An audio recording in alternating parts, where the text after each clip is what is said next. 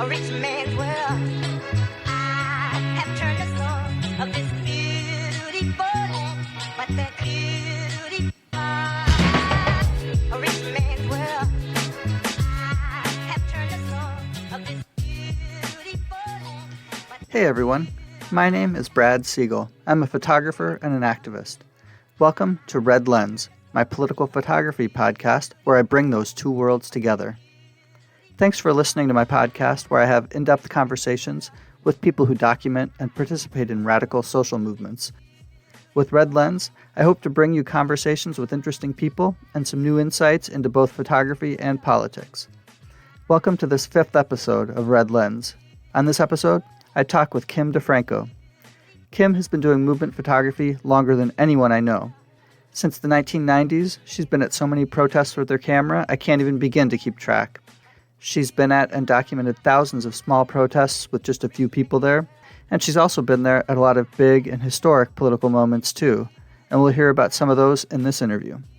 I'd like to encourage anyone listening to touch base if you have any comments, praise, or criticisms. You can email me at theredlenspodcast@gmail.com.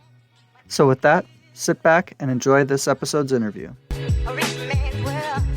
I have turned the soul of this beautiful land, but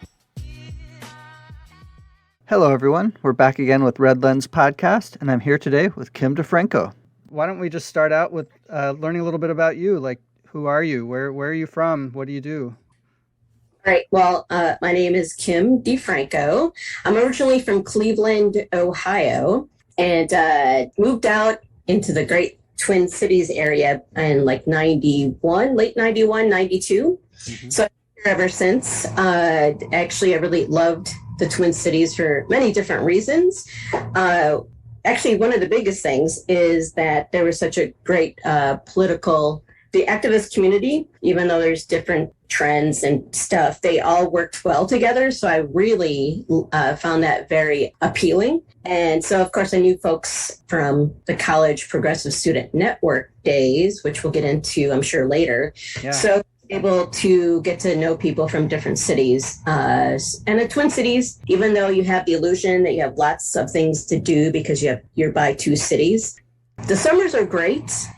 But the winters, I'm not a winter person, but I'm still here. So for that. So, and right now I'm just living in St. Paul, because St. Paul actually reminds me of Cleveland. It's the industrial kind of residential town feeling. So. Yeah, as you know, I love St. Paul too. And so many people just think of Minneapolis when they think of the Twin Cities, but St. Paul, we're the underrated city. That is correct. Best city. Exactly. So yeah, you mentioned the Progressive Student Network that you were involved with activism. I'd love to hear a little bit about your history of activism. That was, I think, when we first met was through the Progressive Student Network. Yeah. And yeah, why don't you talk about that? Is that what the first activism you got involved in, or how did you get involved in sort of political stuff? So I guess it's like the first true kind of political activism organizing. Felt like I was a political person. It could be for my working class background, it's kind of weird saying you're born into it, but I sort of felt that way because I always wanted the world to be a better place, everybody. So in high school, there's not much going on, but I do remember going to a nuclear disarmament conference. I want to say St. Freeze, but I can't really remember because it's been that long ago. So political topics always really intrigued me. But of course, going to Kent State University has the background of the May 4th, 1970. But I also had friends that were going there, and it was close to home, far away enough from home. And so they had the May 4th task force there. And before I actually went to the college, I started in 1983. We're old, but we're not that old. I know. But I heard, through the Progressive Student Network actually started at Kent State back in 1980 when Reagan got elected.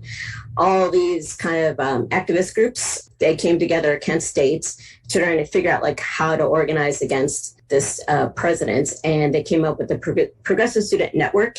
on different chapters from different colleges. They call themselves either Progressive Student Organization, League. I can't remember the other ones, but anyways, I was in the Progressive Student Union, so there were some of those. Yeah. But it was, as we know, it was kind of organizing around the anti-apartheid movement of South Africa. So that's where I really first got involved, actually in '87. So I was still hanging around Kent when I graduated. So that's where I did a lot of more political work during that time, or started. So you mentioned Kent State, and you referred to 1970, when I assume you're talking about when there were students killed by the National Guard doing anti-war protests there. And so then you were involved, if I remember correctly, in 1990, when there was a 20-year commemoration of Kent State and Jackson State, where there was another massacre of student activists, mostly Black student activists, who, of course, aren't as remembered as much. But so you were one of the main people involved in organizing that 20-year commemoration, right? That is right. Good memory, Brad. Yeah, it was actually, so that was really fun. It was fun. They were trying to put up they were putting up a memorial for the 4 students that were shot and killed, and some of the other ones that were wounded. And I guess, well, it's always a controversy, because why honor political activists? But they were able to get a memorial, and I think there was kind of a struggle on how to memorialize the soldiers that were killed in Vietnam. So they did that, but we wanted to call a student movement conference to bring some of the past activists from the 60s, and doing a conference with the newer folks at that time being politically active, and just bringing out the history and the issues back at that time, and issues that were present day too, if I can remember it correctly. But yeah, it was a great conference that we were able to host. Yeah, I didn't make it to that, unfortunately. That was right around when I was getting involved in the Progressive Student Network, and I don't remember why, but we didn't end up making it to that. But then I was at most of the meetings the few years after that. Mm-hmm. But yeah, so you were involved in that, and then you said you moved to the Twin Cities in the early 90s, so that must have been pretty soon after that, right? And then what did you get involved with in the Twin Cities? Yeah, it was, I remember August of 91.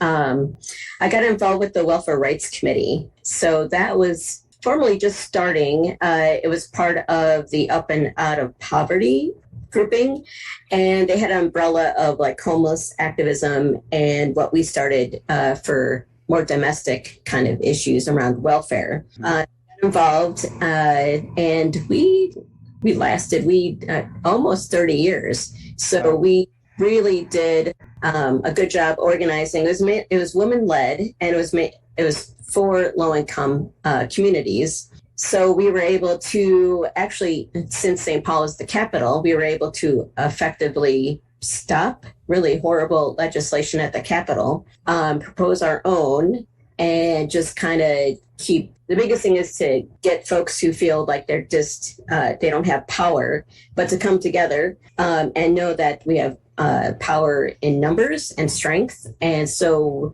I've heard throughout the years, for people who weren't involved or heard of us, that there was a lot of like small victories that people, women with children, were able to, their lives weren't as horrible. It was still horrible because, of course, the Democrats never wanted to do the correct thing to make lives better, and the Republicans just wanted to keep punishing mainly single women with kids, to punish them mainly for having kids without them. So that was my political kind of underlining tone of that. So you were involved in the Welfare Rights Committee from around when it started, you said, until the whole time the group existed, right? Yes. Throughout the years, especially when Clinton ran on the campaign of ending welfare as we know it. So that really made it tough for all families because they had like work requirements to do. And plus you're living day to day in crisis, from one crisis to another. It's also a big barrier of trying to keep organizing to fight for better living conditions. So eventually folks, for many different reasons, just couldn't come around, and it was hard to sustain. And so then there was other issues in the Twin Cities that were coming around. So we just had to organize in different other areas. So I remember you mentioned when President Clinton ended welfare as we know it, quote unquote. I think that was 1996 or so. I was living, or 97 maybe. I was living in New York at the time and was briefly involved in the student group that was led by women on welfare who were students at the Public University of New York. And it was very powerful organizing. But there were groups like that all over the country right when that was happening, like around 1996. But the Welfare Rights Committee here kept going for like decades longer, fighting it out at the state legislature every year. Like you said, it was really impressive. And you were taking pictures at like everything almost, right? That the Welfare Rights Committee did, right? Yep. Yeah, because when we organized to do some action, we always wanted to do something big and visual. So that makes photography even more exciting. And actually, when we would do those, I would talk to some of the news camera people, and they loved coming to our demos at the Capitol because we were, to toot our own horn, we were like the most exciting thing at the Capitol during that time because of the visuals. And like, of course, if you're doing news film, that you want something visual instead of just people talking. So we actually did a tent encampment on the stairs, and then let's see, what else did we do? We'd also go to the governor's mansion when Pawlenty was the Republican, Tim Pawlenty was in power. It was funner doing things against them because feathers were ruffled a lot more. We called him King Pawlenty. And one Thanksgiving, we did an empty plates kind of demonstration where we bought empty paper plates to leave messages. And we said, no thanks, Thanksgiving. Because he just likes to keep cutting people off of welfare, and then would do anything they can to strip away all the monies that people needed. When Jesse Ventura was governor, we sent him messages. We sent diapers, clean diapers, but clean diapers, wrote messages and to deliver to Ventura's office. So no matter who was governor or who was elected, we would always go back. We would actually shame the Democrats that wouldn't go along with our program to help everybody, especially after Clinton passed they made AFDC, the Aid of Dependent Families and Children. They changed it to TANF, called Temporary Assistance to Needy Families, and it was block grants. So block grants a certain amount of money would go to each state, and the state could decide whatever they wanted to do with it. So when the Democrats went along with it, because they came up with time limits, they came up with like really punishing like sanctions, or they cut back a lot of like better programs. So we decided that all the Democrats that went along with that, we just made a flyer saying that your senator is like just really harmful to families, and this is what they did.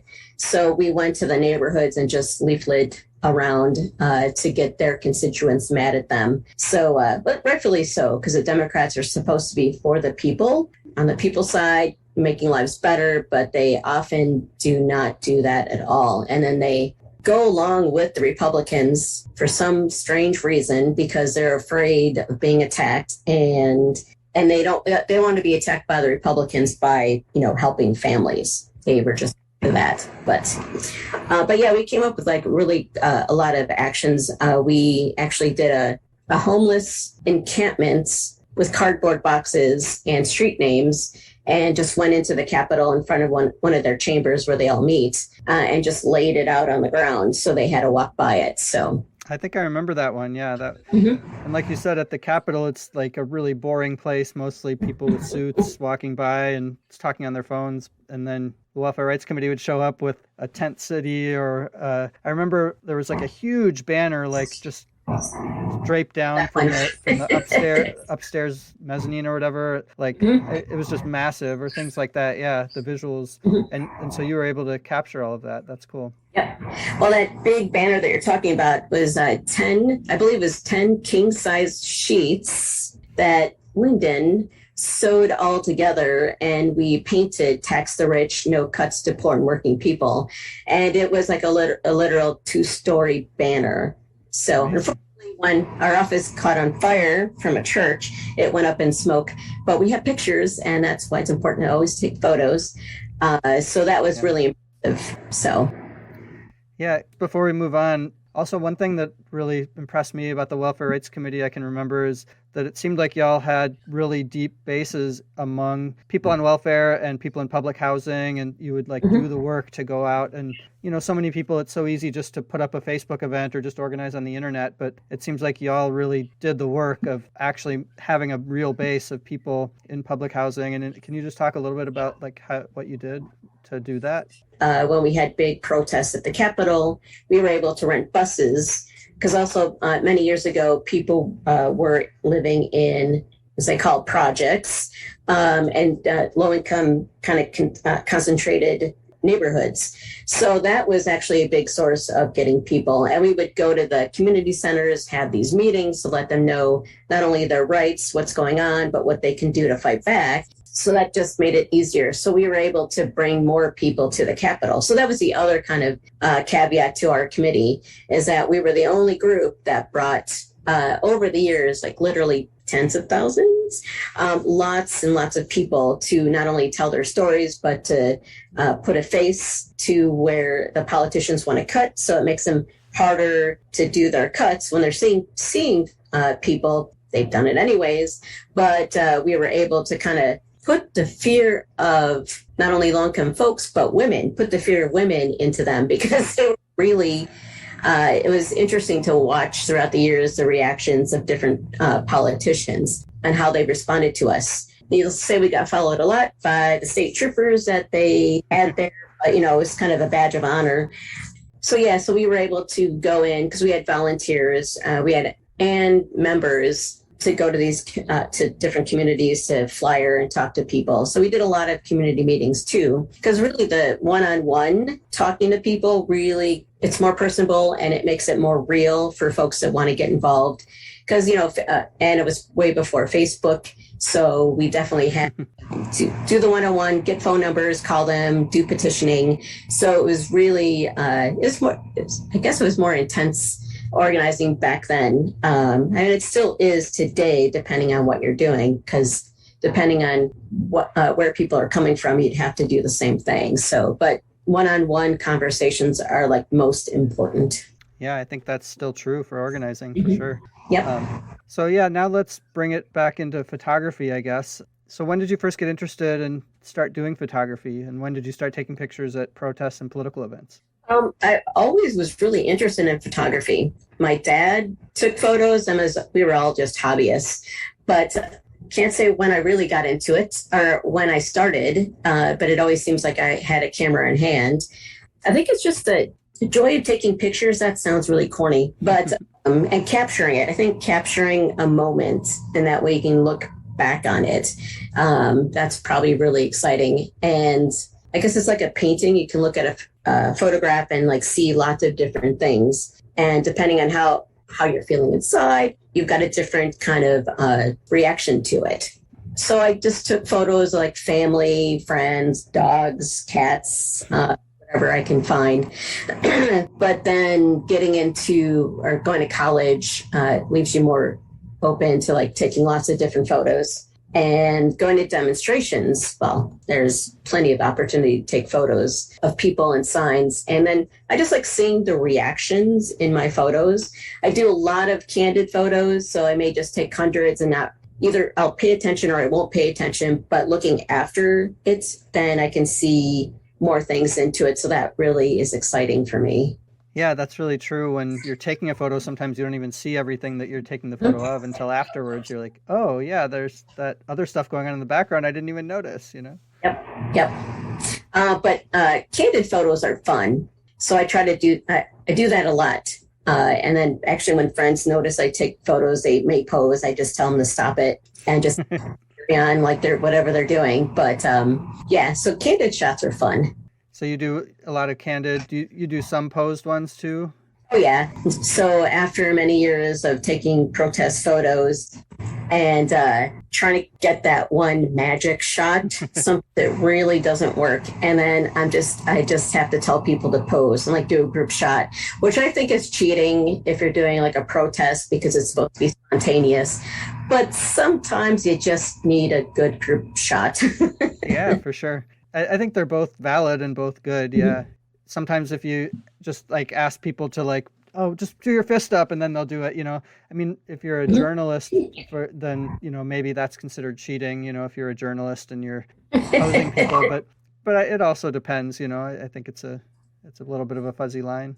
Well, speaking of posing people, which just reminded me, I got to document I have to remember, but it was the Windows factory. Oh, I don't remember the name. Republic Windows and Doors?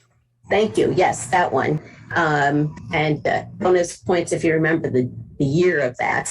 It was when the economic crash happened, 2008 or 2009, something like that, or maybe right around then. Yep. That's right. You were down there in the factory. Yep. They did a sit-in and took over the factory in Chicago, right? Yep. It was really exciting. And then you just feel kind of weird being in someone's personal kind of struggle.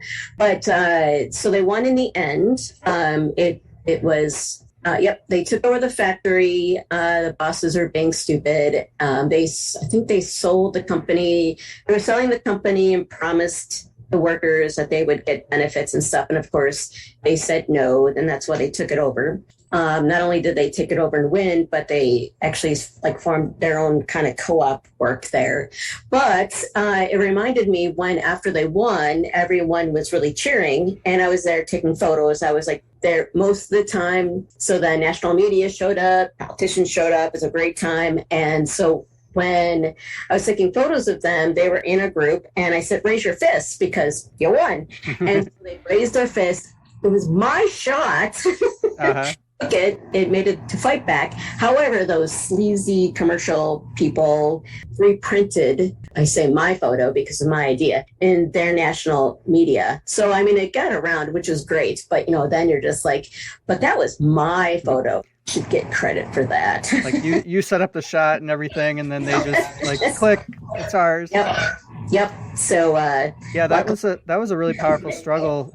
I remember they started the chant, the banks got bailed out, we got sold out, and it was really the precursor to Occupy, the whole Occupy movement, because they occupied their factory, and then what was it, 2 or 3 years later, everyone occupied everywhere with the same slogans. So they were really the first to fight back. And I got to be a part. They had a demonstration too in Chicago, so that was fun being a part of that too. So I felt really honored being a part of that struggle.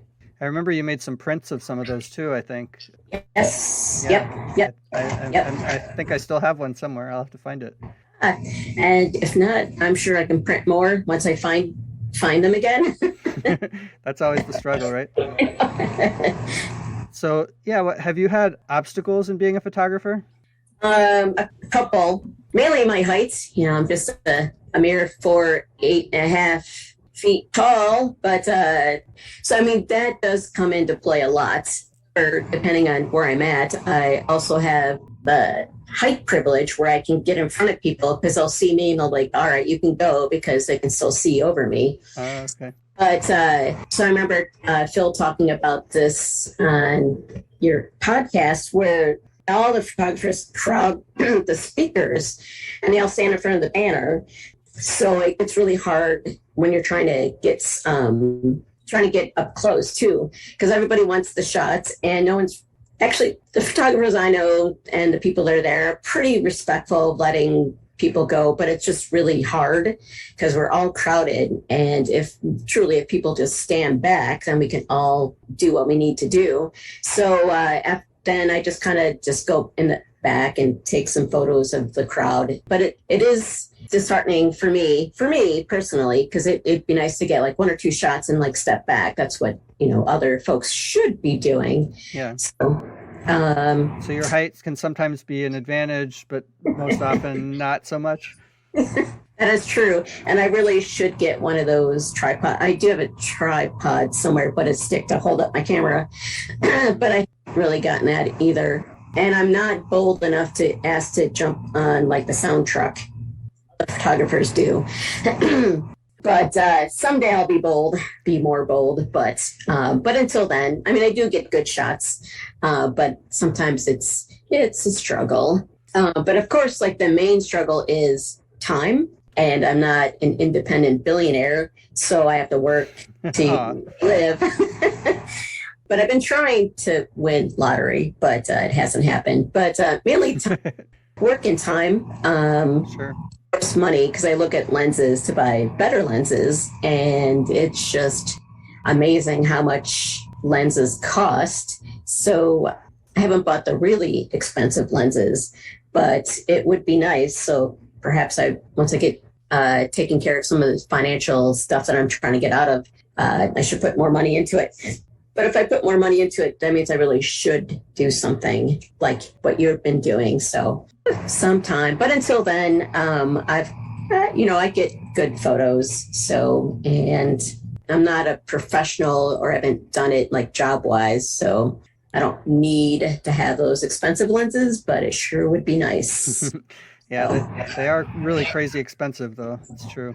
Yep. Well, I did invest in one of the lenses because the other kind of internal struggle is always keeping up with your fellow photographers. Mm-hmm. So when I've seen your photos and everybody else's photos, I'm like, not that I'm jealous, but, or envious, but, you've got really nice lenses. So I did decide to break down and buy one of them, which ends up being really nice because it's one of those close up. You can do it close. You don't have to be so close, and it brings everything closer and it blurs out the background. So I really like that lens. So thank you, Brad, for and then, it's just also like not saying that I'm in competition with anyone, but it's also looking at like national photographers and like Annie Leibovitz. I always wanted to be a rock star photographer too, but it's more of like you really have to concentrate and make a decision to kind of put everything that you have into it. So yeah, for sure. Mm-hmm. I think especially in this day and age with social media, it's so easy to just see other people's photos and be like, oh, I suck. My stuff is terrible. It's so easy. And that happens. Everybody does that. Yeah. And so sometimes you just have to like put that social media stuff aside and look at the amazing work that you've done over the years that, all of us have done over the years, documenting things that otherwise would have never been documented. Right. Well, that's also part of like the internal struggle of having confidence in your own work. I did join a black and white or a co-op for film and photographers where they had a darkroom for developing black and white photos. So that's fun. That was really fun. And then so I go in, I develop pictures of like my nieces and nephews, and I look over and somebody just developed this nice huge picture of the Taj Mahal and oh man, exotic items, and I'm like, all right, I guess I'm still good. Oh man. But yep. But no, I mean, I enjoy the work that I do, but there's always that one, the grass is always greener. Yeah, for sure. So going back, have you ever thought about putting your photos together from whether it's like the history of the Welfare Rights Committee or other things that you've documented to put them out to the world? Yep. Well, that goes back to the obstacles. I could say time and lots of other things to do and money. So, I've always thought of that. I do have, I still have tons of pictures on digitally and like film wise. So perhaps one day when I get really motivated, it would be nice to do a book or just something a scrapbook, a book. So perhaps, I'll look through some of those photos because I've documented some really great events that it would be nice to put them all together. So that's on my list. Yeah, awesome. You should do it. You did have one picture used on the cover of a book, right? Yes. Well, that was really exciting. Fightback editor called me and said this woman liked this photo that you did, and she wanted to put it on as a book cover. And that was really exciting because Fightback newspaper is, one of those all volunteer documenting, reporting on people's struggles, but you never think it's going to reach the big time. So there was this one particular photo during the welfare rights days when the 5-year time limit was coming. And so we made a clock. It was all paper mache kind of clock and a big hammer. So it was a picture of a couple of our members at the Capitol, like smashing the camera or the clock to say that we have to stop the time limits. Hopefully not smashing your camera. That would not be good. Sorry, not smashing the camera. the 5-year time limit clock we wanted to smash and got this big hammer. So that made it the cover. The book is called I had no idea what she was using it for, but it was like a research book on it's called Welfare in the United States, a history with documents from 1935 to 1996. So I got the cover, and so I got the book. I also got paid, which was nice. Oh, cool. So I got the book and I looked at the cover and I'm like, where's my name? So I flipped over to the back, and all the way at the bottom in like 7-point font, covered by Kim DeFranco. And I'm like, look, I'm famous. So it's still available on Amazon because I had to look it up. So, and I actually started reading the book, but I'm not a big reader. But it talks about welfare from like the very beginnings, and how actually the one that kind of really impressed me, or the part I read, is that during World War II, the men went off to war, the women went into the workforce. So then the war ended. So how do we get women out of the workforce to have all these men come back to their jobs? And that was kind of like how they started it. They were giving women a stipend. And of course, excluding African-American women. So that's what I remember from the book, but it goes up, which I'm sure will be part of Clinton's thing. So it's a good history, especially if people don't understand what welfare is all about, because we still have a lot of misconceptions about it. Mm-hmm. So that was one of my claim to fame. So that's awesome. Yep. And then actually there was another one during the housing. They were demolishing the projects because they wanted to not have a concentration of poverty. And this was back in the late 1990s, I'm sure. Which projects? Like all of them. There's like the North Side one. Actually, St. Paul still has theirs, but mainly the North Side. They wanted to kind of disperse the concentration of poverty, which makes its own issues, but it's also displacing people where they lived. So I took some photos of them demolishing the projects, and our local newspaper, which is no longer here, I believe it's called The Pulse, they wanted one of my photos for their cover. So that was exciting. So some local stuff. I'd love to see those photos sometime, because those are the kinds of things where you're documenting the city as it's changing, as it's being gentrified, as poor people are being kicked out. Those photos are powerful, especially looking at them 10, 20 years later, Mm-hmm. Yeah. We should do some kind of gathering to show those old photos of all of our stuff. That would be quite an endeavor, and it would make me actually organize stuff. So yeah. So you've had a lot of photos published over the years in Fightback News. You mentioned that some of your photos have been published there. Like, when did you start photographing with Fightback News? And you also write some articles for Fightback too, right? Yep. Whenever they started, I don't remember dates, but it was organized within the Twin Cities here. It was a big project, and I also wanted to be like a photojournalist, because I do like reporting on items and taking photos. So I was able to do that. And I did a lot of coverage during the welfare rights time just because we were there. But I did go out and interview when state workers were on strike many years ago. And of course, the Republic windows and doors photos made it into Fightback.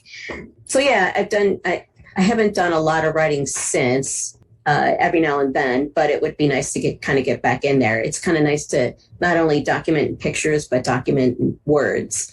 And the Fightback editor likes my stuff, so that's good, as long as they still like what I write. Yeah, so I'd love to hear some more interesting moments from taking photos at protests over the years. Like, let's hear some fun stories. One that I thought of where we were both in the streets, like running from tear gas and stuff, was the protests outside the Republican National Convention in St. Paul in 2008. Yes.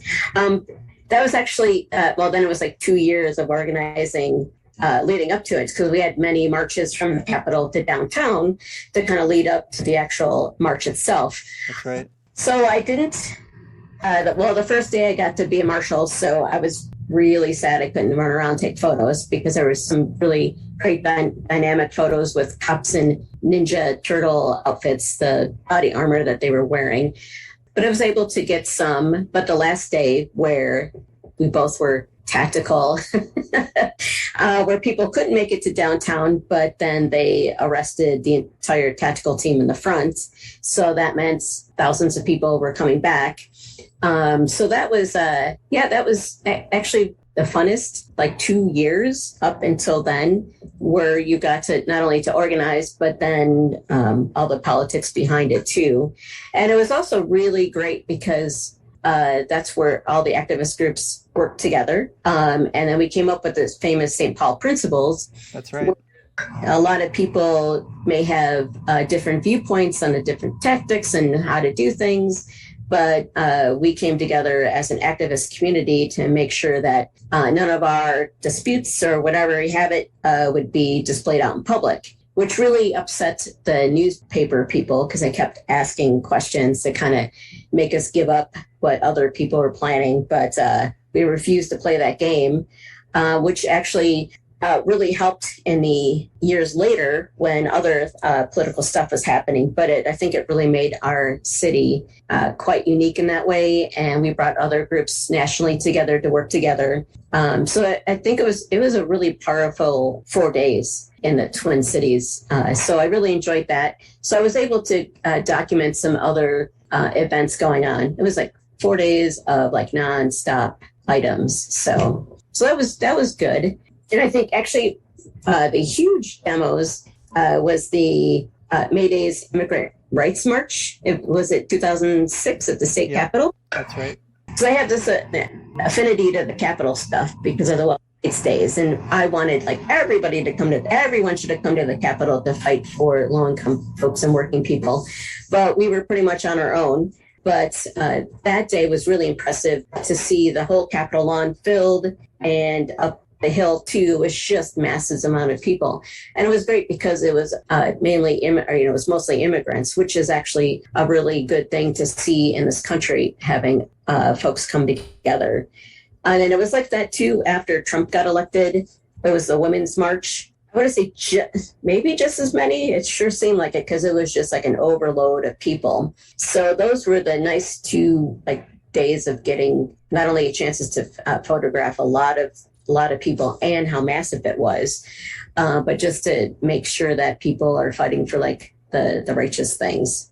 So then, but I think in Occupy, when Occupy started, I think that was it was kind of a bittersweet thing because another grouping wanted to go back to the Capitol to do stuff. And I just kind of begrudgingly said, yeah, that's nice. I'm like, where were you back in the day? But Occupy was a great point in history because it was when the white middle class got kicked off of the corporate ladder. It was great to have a bunch of people just getting together and just trying to shut down the system because the system wasn't working for them now. So, but it also helped get people more involved. So Occupy eventually dissipated, but a chunk of people didn't stop fighting for a better world. So that's nice. So during Occupy here in Minnesota, did you get pictures on those first days when it was the Hennepin County Government Center, People's Plaza, as it got renamed, when that was packed with people? Oh yeah.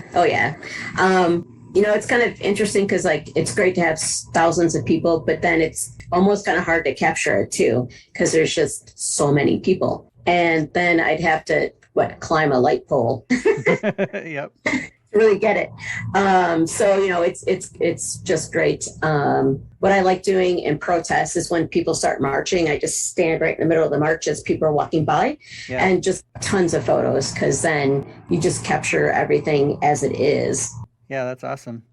Mm-hmm. Have you ever had people tell you that, oh, I don't want you to take my photo, or why are you taking photos here at protests, and how do you handle that? Somewhat, not a lot. I think I don't think I really have, not like other people were talking about. And I'm on one hand, I want to take the photo because it's documenting it and I want it.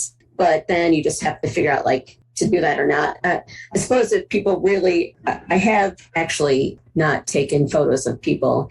There's one guy in a couple of protests where he definitely avoids the camera at all costs. So, and he never came up to me, but whenever I see him, I just make sure I don't have him in my lens view. So, if people, Yeah, I think I would actually just not take photos or do like the backs of them or something. So, That's interesting. Maybe because you've been part of the movement for so long and so many people know you that mhm. makes it so you don't get that reaction maybe, and or at these really massive marches where most people have not been to protest before and they're kind of like they want to be seen there.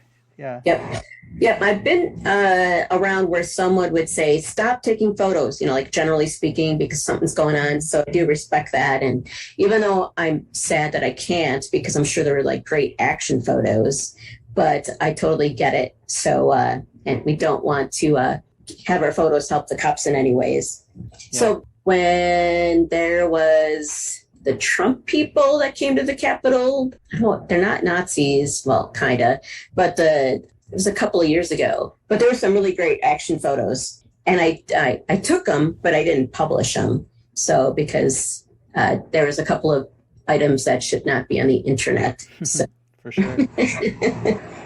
Yeah. Are there any other ones? Weren't you in Madison at the state capitol in 2011 when that got occupied? Oh yeah, that was just awesome. So it seems like you've kind of been any hot spot, Kim's there. I know, it's like I was writing stuff down so I can remember. But yeah, I've been to a lot. The action in Madison was really great. I mean, it was just because doing welfare rights work and watching these Democrats in Madison actually get a nerve and like leave the state and have this turmoil happen, and other unions and other groupings there it was just overrun with people inside and outside. So it was really great. And yeah, the teachers were there, and I remember the firefighters, there was farmers there with their tractors. So it was just like a whole thing. And that's what we want to see in our own state. And then when I was still in welfare rights at the time, because I was at the Capitol, talked to one of the progressive politicians, and I asked, hey, can you do what happened in Madison? And he just kind of said, we really can't do that because of the rules. Like, they can still call a quorum. So, but it's like, just do something to cause some havoc. But exactly. Why do you think it's important to still bring your camera to protests, when so many people there are taking photos on their phones? And yeah, why is it important to you? To me, because I'm a purist. All right. Cameras are, technology. Well, I guess there's some phones that might actually have better technology, but mainly the technology of cameras, you can do more versatile things with it. Because I always grew up with a camera. Maybe that could be, and I know my phone isn't the greatest, so I know I couldn't take really great photos. But yeah, mainly just because you can take better pictures. Yeah, that makes sense. So aside from protest photography, what other kinds of photography do you like to do? I made a note saying movement shots. Haha. So play on words there. So movement shots are always fun, rather people marching. Or what I really enjoy is having an event or something to do where I have to be 5 steps ahead of whatever I'm taking a photograph of. Kids are great at that because not only will they not stand in a spot for you for any longer, so you have to run ahead, set up a shot, and then have them come to you and take some photos, and then hope that you got something. But they're also the joyous ones because they just have natural reactions, and even the crying, upset reactions are too. And then I've also, as you know, we both grew up in the punk scene too, and that's got a movement to it. Bands, and then people slam dancing. So I got some cool photos, whether I was planning to or not, because I'm not a techie person when it comes to a camera. I'm more visual, and I see a good shot and I take it. So I have taken some photography classes, and it's a lot of physics and math to it if you really want to dive into it, but more everything's so automatic too. So it's not too hard to get good photos. But for the manual cameras, I actually had to think a little bit more. So you can get really some cool shots, whether you intend to or not. So I like things that move, and also in nature, things that fly. Yeah. I don't know what the fascination of it, but I think it's just when you capture it, you can see so many layers to it. Yeah, and see details that you can't see when it's just happening. Yeah. Mm-hmm. Yep. And also, I really like contrasty photos. New and old buildings together. when I was in New York, either for a visit or something. It's just a great architectural city to take photos in. Yeah, totally. And like when fall was still here, there was some winter that came. So there was the bright leaves trying to come up from the snow. So it's stuff like that. And the other types of photography I like are taking pictures of people. Yeah. Especially like the face, the eyes. Another corny statement, they're the windows to the soul or something. Yeah. And also when generations like stand together, because then you can see how generations look and even the familiar or the similar views and just the contrast of old and new. So like grandparents and parents and kids. Oh, yeah. Yeah. Mm-hmm. Yeah, that's yep. Cool. So I was trying to remember if you took photos at that show that we were both at the Triple Rock with MDC when they played. Did you take photos there? I don't think I did. Yeah. Okay. He's one of my favorite punk bands, and I also know the people in the band, which makes it even funner. So I always bring my camera to those shows. Awesome. So you started out doing photos like in the 80s, so I assume you started out doing film photography. Did you develop the film yourself? You talked a little bit about that already, but yeah, how did you do that back then? What was Photomart? Photomart. Or Photomart. Yep, I mean, it was all film back then. And of course, it was mainly color. I did do some black and whites film, but mainly the colored, actually all of them, I really got them all developed at stores and stuff. In high school, I did some photography. I think it was black and white, so I did do some developing at the school. I was on the yearbook staff as a photographer, so cool. Access that. But then, as I was saying earlier, that I went to a film photography kind of co-op where they had all the chemicals, because the chemicals are either expensive or they're toxic, and they didn't really have dark room. So that was really fun. So I did do more black and white film. And then going through my parents' stuff, I found like old black and white negatives of a bowling banquet. So I developed those just because it was just fun to develop. So that's really cool. Yep. So my biggest dream is to have my own dark room and do black and white. I suppose I could try color, but that's a whole other process. So yeah, I never did developing color myself. I just did black and white. Mm-hmm. So when did you switch to digital photography then? And like what camera do you use? When society forced me to drop the film,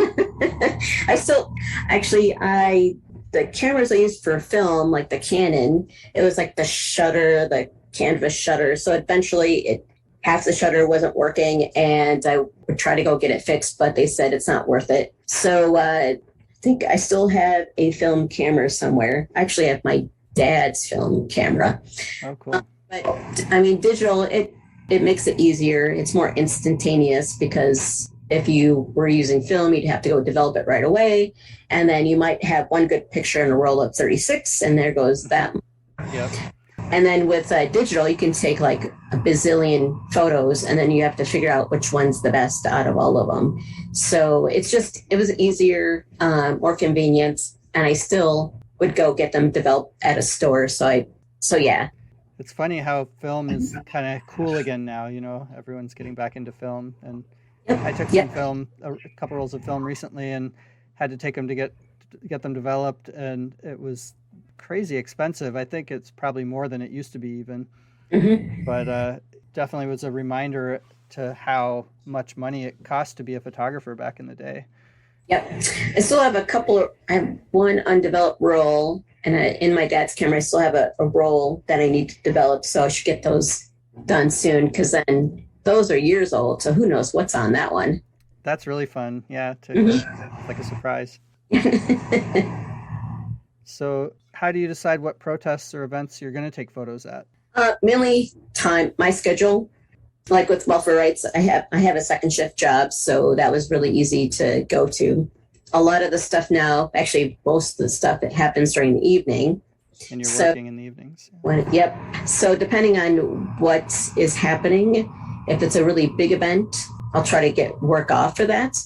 But I think like the bigger events are more on weekends. So it really depends. on what's going on and how much time I can take away from work. But it's not like you just take pictures only at protests about one issue. It seems like you're out whenever there's anything that's fighting for justice, right? Yep. Well, yes. And then that reminds me, when I was in college, I went to a lot of marches on Washington. And of course, flexible schedule there, and then make plans to go. So, and those are really great moments in history to document.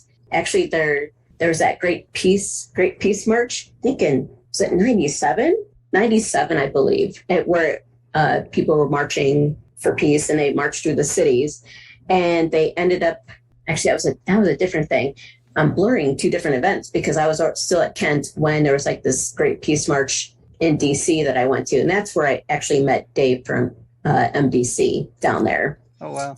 Yep. So that was, those are big events to go to.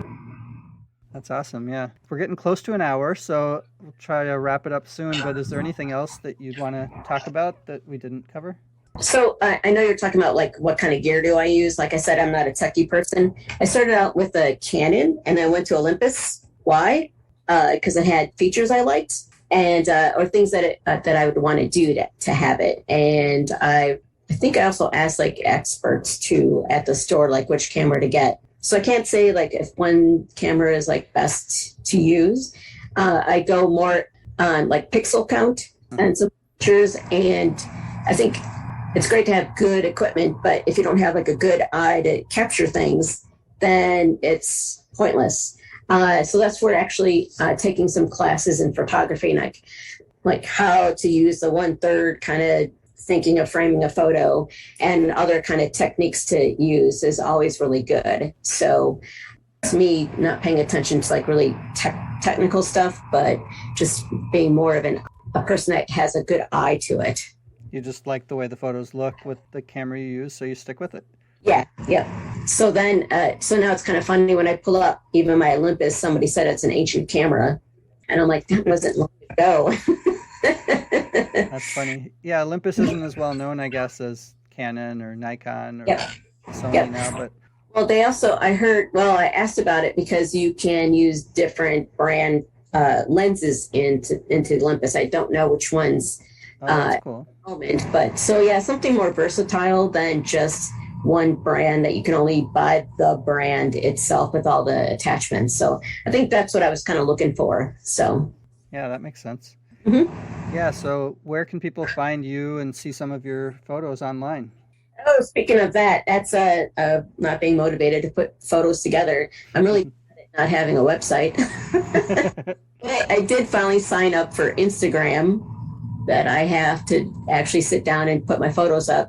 But if people are interested, I'm on Instagram at Kim Def65. It's KIMDEF 65. I toy with the idea of actually doing a website for my photography.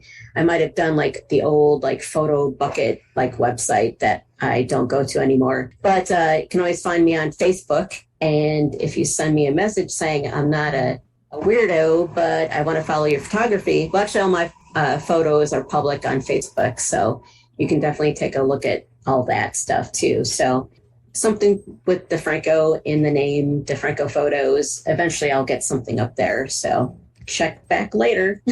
Awesome. Well, thanks so much for your time, and I had a really good time talking about all this stuff that both of us have been documenting stuff for a long time. And actually, the other day I remember saying to you, like, you've been documenting and taking photos at protests longer than anybody I know and have done it consistently through the years. So it's really important, and I'm really happy to have been able to talk to you about it.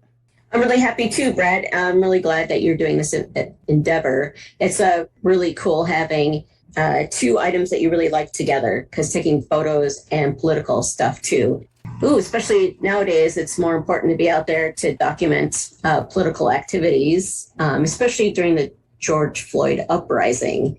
I didn't doubt as much as I wanted to, but just at least having it documented for like years later is really important, because that was truly one of the historic moments in time, a horrific historic importance, but something definitely documenting, which at times I feel a little weird documenting like personal political stuff, but it's really important to do. So, yeah. But really glad you're doing this podcast because I look forward to hearing other people that you're going to interview. I really enjoyed the first 3 that you had so far. So it was just it's a really good broadcast to have. Cool. Mhm. All right. Thanks so much. A rich man's world. I have turned the soul of this beautiful land, but that beauty a rich man's world. I have turned the soul of this beautiful land, but You can support Red Lens Podcast by supporting my Patreon. Go to patreon.com/SiegelPhotos, SIGALPHOTOS, and sign up for a small monthly donation. That will go a long way in helping sustain the podcast and my work as a political photographer. Thank you for checking out and supporting Red Lens Podcast.